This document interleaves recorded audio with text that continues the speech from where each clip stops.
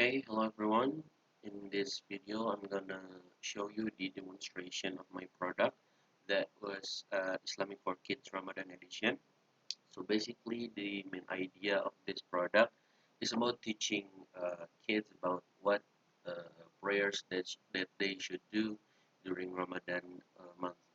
Also, there is some models that can be scanned through AR camera. So the result will be the object will appear in the screen phone, but also in the catalog or the storybook, the image was also appeared, but not fully appeared as an object, just a usual image. Let's demonstrate it.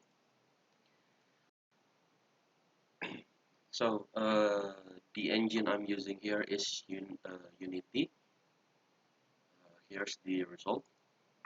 So this is the as you can see, the object appears.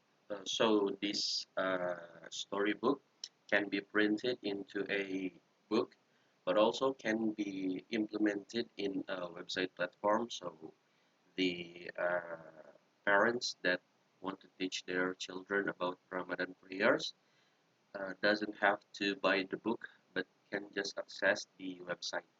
Maybe that's it that I can explain to you guys. Thank you for your uh, thank you for your attention and